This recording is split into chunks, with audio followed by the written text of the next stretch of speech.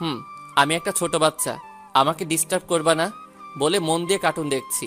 কিছুক্ষণ পরে আম্মু এসে বলে খাবার খেতে। আমি খাবার খেয়ে রুমে গিয়ে ঘুমিয়ে গেলাম। হঠাৎ কারো ডাকাডাকির আওয়াজ পেলাম। দেখলাম মারিয়া অনেক রেগে আছে। আমি বললাম কি হয়েছে? তখন মারিয়া বলে কি হয়েছে? তখন মারিয়া বলে কয়টা বাজে জানিস?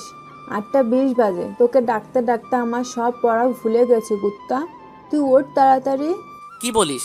এত তাড়াতাড়ি সকাল হয়ে গেছে? ঘুম ঘুম ভাব নিয়ে বললাম সারা রাত কি করিস হুম?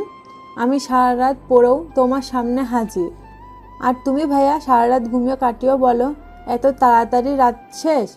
তুমি উঠবা নাকি আমি পানি এনে ঢেলে দেবো হুম? এই না না, আমি উঠছি, তুই নাস্তা কর। আমি নাস্তা কখন করে ফেলাইছি? আর তোকে ভাইয়া ডাকতে ডাকতে আমার মাথা ব্যথা করছে। লক্ষ্মী বোন রাগ করিস না, 2 মিনিট সময় বলে এক দৌড়ে বাথরুমে দাঁত ব্রাশটা ও করতে পারি নাই, শুধু কোনো মতো গোসলটা করছি।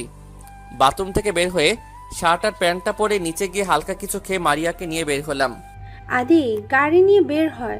বাপ, মারিয়া বাসে করে যেতে পারবে না। আর বাসে করে যেতে গেলে তার অনেক দেরি হয়ে যাবে বাপ।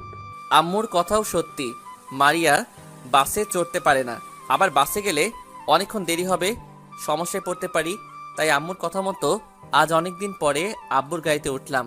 আমি ড্রাইভ করতে পারি তাই আমি নিজে গাড়ি চালাতে শুরু করলাম। তখন মারিয়া বলে ভাইয়া আমি সামনে আসি। সামনে আসবি তো আয়, বলে মারিয়াকে সামনে বসালাম। তখন আম্মু বলে বাবা আদি, আস্তে আস্তে করে চালাস, সাবধানে চালাবি কিন্তু বাবা। ওকে আম্মু বিদায়, বলে গাড়ি নিয়ে চলে আসলাম। আমি গাড়ি চালাচ্ছি আর মারিয়া রেস্ট নিচ্ছে। কিছুক্ষণ পরে মারিয়া স্কুলে চলে আসলাম। গাড়িটা সাইড করে মারিয়াকে বললাম ওই মারিয়া, চলে এসেছি তোর স্কুলে, নাম। নামছি। আমিও মারিয়ার সাথে নামলাম। তখন মারিয়া বলে তুমি কেন নামছো? তোমাকে ভিতরে যেতে হবে না। কেন? আমি গেলে কি হবে? তোর সিটটা খুঁজে বের করে দেব। আরে ভাইয়া তুমি বুঝতে পারছো না কেন বলছি? তার থেকে ভালো তুমি গাড়ির মধ্যেই ঘুমাও। ধ্যাত, চল তো, বলে আমি মারিয়ার সাথে স্কুলের ভিতরে ঢুকতেই সব মেয়েরা আমার দিকে হা করে তাকিয়ে আছে। আমি মারিয়াকে বললাম কি রে, সবাই আমার দিকে এমন করে তাকিয়ে আছে কেন? তখন মারিয়া বলে আগে মানা করছি স্কুলের ভিতরে আসার দরকার নাই।